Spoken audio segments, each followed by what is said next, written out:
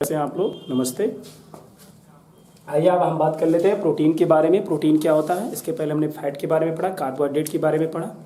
अब अगला स्रोत है जो कि प्रोटीन के बारे में हम अध्ययन करेंगे। क्या होता है प्रोटीन, प्रोटीन किसका बना होता है, किन किन तत्वों से मिलकर बना होता है, प्रोटीन की उपयोगिता क्या है, प्रोटीन हम कहाँ से प्राप्त करते हैं, किन स्रोतों के माध्यम से हम प्राप्त कर सकते हैं आसानी से, उसको आइए हम देखते हैं। प्रोटीन से होने वाले रोगों के बारे में अध्ययन करेंगे, यानी इसकी कमियों से क्या प्रभाव पड़ता है शरीर पर, उसका बात करेंगे हम। तो आइए जान लेते हैं प्रोटीन क्या होता है। प्रोटीन जो होता है वो कार्बन, हाइड्रोजन, ऑक्सीजन और नाइट्रोजन से मिलकर बना होता है। अभी तक आपने कार्बोहाइड्रेट और प्रोटीन की कार्बोहाइड्रेट और फैट की बात किया तो उसमें कार्बन और हाइड्रोजन और ऑक्सीजन से मिलकर बना था, लेकिन प्रोटीन जो है वो कार्बन, हाइड्रोजन, ऑक्सीजन और नाइट्रोजन से मिलकर के बना होता है। बात कर ले हम प्रोटीन की, तो प्रोटीन की एक अणु जो होता है वो कितने अमीनो एसिड से मिलकर के बना होता है। यानी कहने का अर्थ क्या होता है, प्रोटीन का जो यूनिट होता है, जो इकाई होती है वो अमीनो एसिड होता है या अमीनो अम्ल होता है। तो आइए देखते हैं कि प्रोटीन जो होता है कितने अमीनो अम्लों से मिलकर के बना होता है। तो ये भी प्रश्न पूछता है कंपटीशन वगैरह में, और आजकल में 1 नंबर में भी पूछ सकता है। लेकिन अगला नोट 4 होगा। ये कह रहे हैं 20 प्रकार के यानी 20 प्रकार के अमीनो एसिड मिलकर के एक प्रोटीन अणु बनाते हैं। यानी एक प्रोटीन अणु बनाने में 20 प्रकार के अमीनो एसिड भाग लेते हैं। इसीलिए कह सकते हैं the basic unit of protein is known as amino acid कह सकते हैं। स्रोत जो होता है प्रोटीन को प्राप्त करने वाले स्रोत होते हैं वो कौन कौन होते हैं।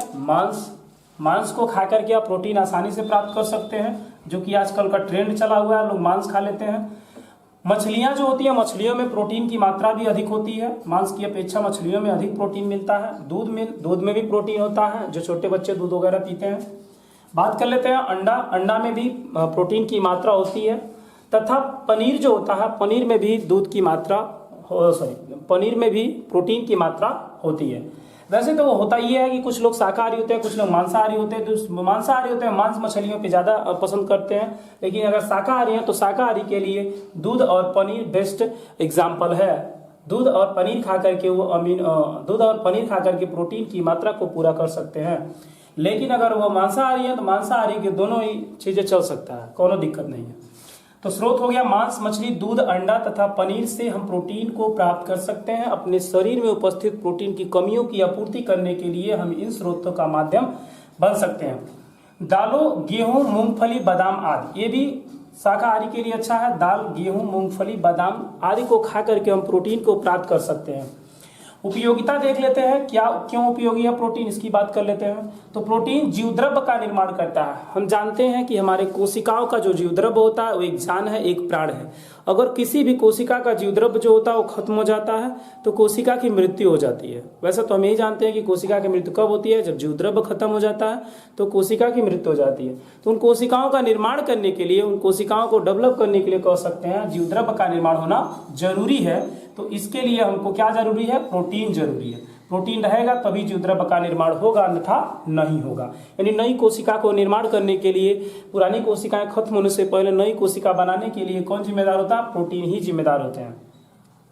सभी प्रकार की बीकरों का निर्माण होता है। देख लेते हैं कि प्रोटीन ऊर्जा कुपोषण, यानी कहने का अर्थ क्या है, प्रोटीन ऊर्जा कुपोषण एक प्रकार का रोग है। यह प्रोटीन की कमी से होता है। इनको हम शॉर्ट फॉर्म में PEM कहते हैं, यानी प्रोटीन एनर्जी माल न्यूट्रिशन। इसे हम PEM शॉर्ट फॉर्म में कह सकते हैं। ये प्रोटीन की कमी से होने वाला रोग है। ज्यादातर नवजात शिशुओं में देखने को मिलता है। यानी जो नन्हा मुन्ना बच्चा होता है, जो 6 महीने का होता है, साल भर का होता है, उसके बीच में जो बच्चे का उम्र होता है, उनमें जो ज्यादातर ये कुपोषण शिकार देखने को मिलता है। कुपोषण शिकार में आगे हम पढ़ेंगे कुपोषण क्या होता है। उसमें जो हाथें होती है वो पतली हो जाती है, पैर भी पतला हो जाता है। इसमें जो होता है छोटे बच्चे, उनका दिमाग भी विकास नहीं करता, मानसिक तौर पर छोटे होते हैं, लेकिन अगर उम्र बढ़ती भी है तो मानसिक तौर पर छोटे होते हैं। तो अगला देखते हैं, प्रोटीन की कमी से निम्न रोग हो जाते हैं। यानी प्रोटीन की अगर अधिकता होती है तो ठीक है, उसमें भी रोग होते हैं, लेकिन अगर कमी हो गया है तो कौन सा रोग होता है, क्वाशरकोर रोग हो जाता है। क्वाशरकर रोग और मेरेस्मस 2 रोग होते हैं। किसकी कमी से, प्रोटीन की कमी से। कौन कौन से रोग हो जाते हैं, क्वाशरकर और मेरेस्मस जो होते हैं, ये प्रोटीन की कमी से होने वाले मुख्य रोग हैं। फिर से देख लीजिए, क्वाशरकर और मेरेस्मस जो होते हैं प्रोटीन की कमी से होने वाले रोग होते हैं। तो हमने देखा प्रोटीन क्या होता है। Protein carbon, hydrogen, oxygen, nitrogen से मिलकर के बना होता है।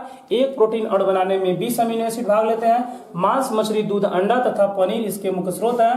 दालें, गेहूं, मूंगफली, बादाम आदि पौधे भी इसके स्रोत होते हैं। उपयोगिता, जीव द्रव्य का निर्माण करता है, सभी एंजाइमों का निर्माण करता है, सेल की मरम्मत करता है और क्या करता है, ऊर्जा भी प्रदान करता है, रोगों से लड़ने का भी काम करता है। और प्रोटीन ऊर्जा का कुपोषण, इसकी कमी से कुपोषण रोग हो जाता है जो नवजात शिशुओं में ज्यादातर देखने को मिलता है। प्रोटीन की कमी से 2 नवजात शिशुओं में रोग होते हैं, एक को क्वाशरकर तथा दूसरे को मेरस्मस रोग कहते हैं। आज की वीडियो में इतना ही। बने रहिए मेरे वीडियो के अगले जो वीडियो आएगा उसमें भी बने रहिएगा और इसको लाइक, सब्सक्राइब और शेयर ज़्यादा से ज़्यादा करिए। नया चैनल तो है लेकिन हम कंटेंट पूरा अच्छे से देंगे बिना समय गंवाए। जितना आपको चाहिए मैं उतना दूंगा। ज़्यादा बात अब आज हम बात करेंगे इस वीडियो में प्रोटीन से होने वाले रोगों के बारे में। यानी प्रोटीन की कमी हो जाती है तो कौन सा रोग होता है, यानी इसके 2 रोगों के बारे में पढ़ेंगे। क्वाशरकोर रोग क्या होता है, मेरस्मस रोग क्या होता है, तो इसके बारे में अध्ययन करेंगे। इसके लक्षण क्या होते हैं, कैसे हम इस रोग को पहचानते हैं, यानी किस लक्षण की वजह से हमको ये रोग पता चलता है, कैसे पता चलेगा हमको क्वाशरकोर रोग हो गया, कैसे पता चलेगा हमको मेरस्मस रोग हो गया। यह जो होता है नॉर्मली जो होता है छोटे बच्चों में होता है, नवजात शिशुओं में ज़्यादा देखने को मिलता है। क्या होते हैं इसके लक्षण, इसके बारे में आइए अध्ययन करते हैं क्या होता है। तो शुरू करते हैं। प्रोटीन्स तो हमने पढ़ा दिया था, इसके रोग को हमने नहीं पढ़ाया था। प्रोटीन की कमी से होने वाले रोग, जैसा कि इसके पहले वाले वीडियो में हमने बता दिया था प्रोटीन क्या होता है, प्रोटीन किससे बना होता है, प्रोटीन की उपयोगिता क्या होती है, सब बता दिया था। अगर प्रोटीन की कमी है तो कौन सा रोग होता है, आइए उसको हम देख लेते हैं।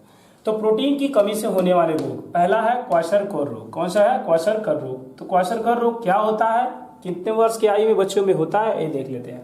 तो यह 12 माह की आयु में होता है। कब होता है, यह 12 माह की आयु में होता है। जब बच्चा 12 माह का हो जाता है उसके बाद यह रोग देखने को मिलता है। ऐसा होता क्यों है, क्योंकि जब बच्चा जन्म लेता है, जन्म लेने के बाद होता है यह है कि तुरंत जो होता है यानी प्लेसेंटा निकलने के बाद जब दूध का स्रावण होने लगता है मादा में, तो उसको दूध जो होता है, पहला जो दूध होता है उसको बच्चे को पिलाना चाहिए। तो वह दूध जो होता है बच्चों को निरंतर लगभग 3 से 4 महीने तक पिलाना चाहिए। जैसे होता यह है, यानी वैसे तो कहा तो 6 महीने तक बच्चों को दूध निरंतर पिलाना चाहिए। एक भी दिन का गैप नहीं, ऐसा नहीं है कि 1 महीना पिलाएं बंद कर दिए फिर पिला रहे हैं फिर बंद कर दिए। तो इसको बोलते हैं अनियमितता, यानी इरेगुलर। अनियमितता का मतलब क्या होता है, इरेगुलर। रेगुलर नहीं है, वो इरेगुलर हो जाएगा। यानी कहने का अर्थ क्या था, अनियमितता हो जाती है। तो कभी भी बच्चों को दूध पिलाइए तो नियमित तरीके से 6 महीने तक लगातार माँ का दूध पिलाना चाहिए, नहीं तो बच्चे में अनेक प्रकार का रोग हो जाता है, जिनमें से एक रोग और है जिसको हम लोग क्वाशरकोर रोग कहते हैं। तो 12 माह का जैसा ही लड़का होता है उसमें देखने को मिलता है क्या कि बच्चे में 1 महीना मान लीजिए हो गया, 1 महीना होने के बाद क्या होगा, फिर 2 महीना होगा, 3 महीना होगा, इसे 12 महीने में लगातार दूध पिलाएंगे तो कुछ नहीं होगा। लेकिन अगर बीच में गैप कर रहे हैं तो अनियमितता आ जाती है, जिसके कारण यह रोग देखने को मिलता है। बहुत ही भयानक रोग है।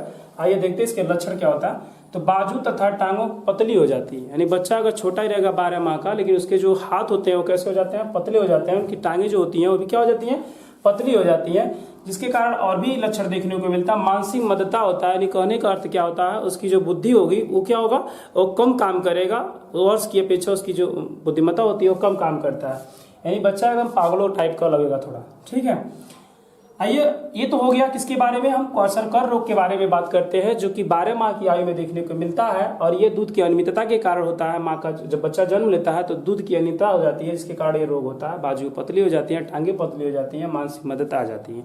ये तो था पहला रोग। दूसरा एक और भयानक रोग है जिसको मेरस्मस रोग कहते हैं। ये तो क्वाशरकोर से भी भयानक होता है। ये तो कम मान लीजिए है इसकी अपेक्षा, लेकिन है तो बहुत ही भयानक। लेकिन मेरस्मस जो रोग होता है, जो सेकेंड रोग होता है, ये भी प्रोटीन की कमी से ही होता है। कह रहा है यह रोग मुख्य ऊर्जा की कमी से होता है, यानी एनर्जी उतना नहीं मिल पाया उसको माँ के दूधों से, तो होता यह है यह रोग देखने को मिलता है, यानी मुख्य ऊर्जा उसको नहीं मिल पाती है बॉडी को, जिसके कारण क्या होता है, यह रोग उत्पन्न होता है। इसके लक्षण देख लेते हैं क्या होता है, मेरस्मस रोग से क्या चीजें होती हैं, कौन से लक्षण कैसा होता है जिससे हम पता कर सकते हैं इस बच्चे को जो होता है मेरस्मस रोग हो गया है, यानी इस बच्चे में प्रोटीन की कमी हो गई है। आइए देखते हैं। कमजोरी, सबसे पहले क्या होगा, बच्चा कमजोर होगा, कोई काम आसानी से नहीं कर पाएगा। विकास का रुक जाना, उसकी मानसिक विकास जो होता है, शारीरिक विकास, ये सारी चीजें नहीं होंगी सही तरीके से। उत्तकों या मांसपेशियों का हास हो जाना, यानी उत्तक जो होंगे इसके ज्यादा से ज्यादा छीड़ होंगे। क्यों, क्योंकि प्रोटीन की कमी होगी तो कोशिकाएं उतनी तेजी से डेवलप नहीं कर पाएंगे। जब कोशिकाएं नहीं होंगी तो उत्तक भी कमी होगा, उत्तक नहीं होंगे तो मांसपेशियों भी कमी आएगी, क्योंकि मांसपेशी कोशिका भी होती है, मांसपेशी उत्तक भी होता है, जिससे मांसपेशियों का निर्माण होता है। तो कहीं ना कहीं प्रोटीन से ही सब जुड़े हुए हैं। प्रोटीन है तभी कोशिका है, जब कोशिका है तभी मांसपेशियां या ऊतक भी होंगे। तो ये इसकी भी हास हो जाती है। आयु से छोटे लगते हैं, यानी कहने का अर्थ क्या है, बबुआ बड़ा हो जाता है, 2 साल का हो जाता है, 3 साल का हो जाता है, 4 साल का हो जाता है, 5 साल का, 8 साल का हो जाता है, लेकिन लगता है एकदम लड़का का। मतलब कहने का अर्थ क्या, उसकी मानसिक मदता आ जाती है, मानसिक उसका जो होता है कमजोर हो जाता है, आयु से छोटे लगने लगता है। कमजोर प्रतिरक्षा प्रणाली, उसको कोनो भी छोटा से छोटा वायरस भी, चाहे वो कॉमन कोल्ड वायरस हो चाहे रिट्रो वायरस हो, वो छोटा से छोटा वायरस भी क्या कर देगा, उसको अटैक कर देगा उसके पे। यानी उसकी प्रतिरक्षा प्रणाली इतनी कमजोर होती है कि एकदम हल्का फुल्का जो वायरस होगा, बैक्टीरिया होगा, उस पर अटैक कर देगा, उससे भी शरीर बचा नहीं पाता है, जिसके कारण क्या होता है, ये रोग होने से कोई नहीं रोक सकता। अब क्या होगा, कमजोर प्रतिरक्षा प्रणाली होती है, भूख ना लगना, भाई प्रोटीन की कमी नहीं होगी, पाचन सही से नहीं होगा, हर क्रिया, नहीं कहने का मतलब क्या है, जब जैविक क्रियाएं सही से नहीं होंगी। डायरिया भी देखने को मिलता है इसमें। 6 माह से 1 वर्ष की आयु में ये बच्चे को रोग होता है। 6 माह से 1 वर्षों की आयु तक ये बच्चे को, ये तो 12 महीने में स्टार्ट हो रहा था क्वाशकोर रोग, लेकिन ये 6 से 1 वर्ष की, यानी 6 महीना से 1 वर्ष की आयु में यह रोग देखने को मिलता है बच्चों में। इसी के साथ प्रोटीन से होने वाले रोगों का चर्चा आज इसी वीडियो में खत्म करते हैं। अगले वीडियो में देखेंगे खनिज लवण क्या होता है, खनिज लवण की उपयोगिता क्या है, अगर इसकी कमी होती है तो हमारे शरीर में किस प्रकार का हीमोग्लोबिन जैसे खनिज लवणों से बनता है, तो कैसे उससे कमी से कौन सा रोग हो जाता है, प्रोथ्रोम्बिन जो बनते हैं, सारी चीजों का रोग, मतलब इसकी कमी से कौन सा रोग होता है। इसकी वीडियो में बस इतना ही। अगले वीडियो में हम खनिज लवण के बारे में बात करेंगे। आप लोग सब्सक्राइब करिए, शेयर करिए, लाइक करिए। धन्यवाद।